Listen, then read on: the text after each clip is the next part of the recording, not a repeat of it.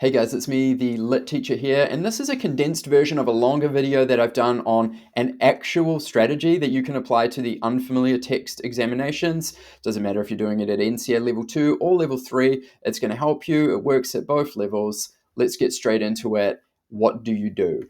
Okay, phase 1 is reading. This is before you do any writing, it's before you put pen to paper.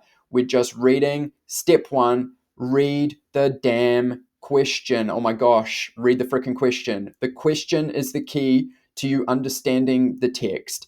It is the thing that is going to tell you what to look for, what to focus on. If you don't read the question first, you're just going to be reading the text, thinking about all sorts of other stuff, and then you're going to see the question and be like, oh, right, I was meant to be looking for that thing. Read the question first, step 1. Step 2, read context around the text. What does that mean? What is context? Context is everything else on the page. This can include extensions to the question, explanatory notes that tell you what the text is actually about. Super useful for those really confusing and obscure poems. Other stuff can include the author of the text, the source, where the text came from, any glossed words, confusing words that they've provided you a definition for. All of that stuff is going to be helpful before you read the text itself. Again, it's going to help you unlock it, frame your reading of the text. Step 3, read the text itself. For basic understanding, the question you need to ask yourself is, do I get this text? So read through it. Do you get it at a simple, basic level? If you don't, you might need to read it again. If you read it again and you still don't get it, guess what? You might have to just switch and do another text because you're wasting time on something that is confusing to you. Go and do something else. Hopefully it's a bit easier. You can always come back to this text. You might find when you do, it's clicked in your brain and you're good to go. Step 4. Now we've understood the text and we've read it. Let's read it for language. Let's annotate the text. We're looking for those language techniques, metaphors, similes, personification, adjectives, whatever. Find them, highlight them, anything you spot that you think is relevant. It's going to help you in the long run because you can refer back to this at any time and you've got notes there. A critical step here is to then chunk the text. What I mean by this, and I explain it in my other video in more depth, but in essence, break the text up into sections. 3 sections is good. If you've got a 12 stanza poem, you might break it up into 3-4 stanza parts. This is going to be super helpful for when you go to write because that's going to be the basis of your paragraphs, right? 1 paragraph per chunk, as I will argue shortly. Once you've done all of this stuff, now plan a response. What does that look like? Well, it might just look like highlighting or circling the key things that you want to discuss in each chunk, numbering them perhaps.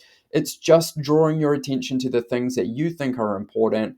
And then when you go to write, guess what? You've already kind of got a pre-planned plan because you've chunked the text up and you're just going to work through it systematically. Boom, that's the reading phase. Let's move into the actual writing phase. Okay, the writing phase. Step 1 is flip the question.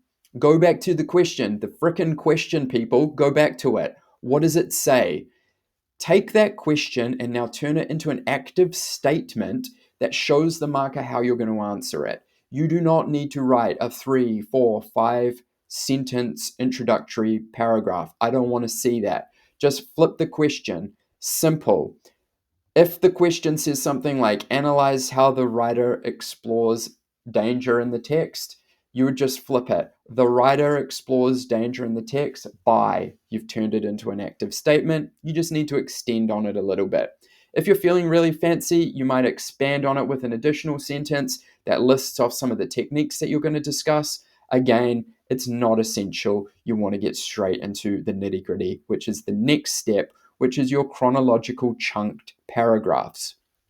Guess what, people? Because you chunked the text up, you've already got an organized structure here. If you've got 3 chunks, boom, your first body paragraph is going to be on that first chunk. What is happening there? Bang, your second body paragraph's going to be on that second chunk. Bazam, your third one's going to be on that third chunk. Just work through each one, paragraph per chunk. Guess what? It means you're not going to miss something critical in the poem because you're going to prioritize the whole text rather than just individual parts of it. You're going to hit more points. And so often I see students ignore the end of the text. That's usually when something super important happens. It's usually where there's a climactic moment, a turning point. It's usually where the whole text comes together and makes sense on some broader level.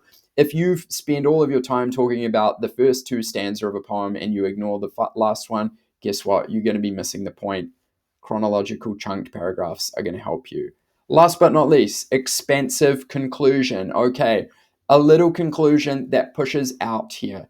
We're trying to connect to some beyond the text ideas. This might be things like the human condition, universal human truths that the poem is exploring. Or if you spotted something important in the context, like, I don't know, a cultural angle or a political angle that is becoming clear in the text, then you can start to talk about that stuff, any key social links that you've noticed. You want to try and expand outwards a bit.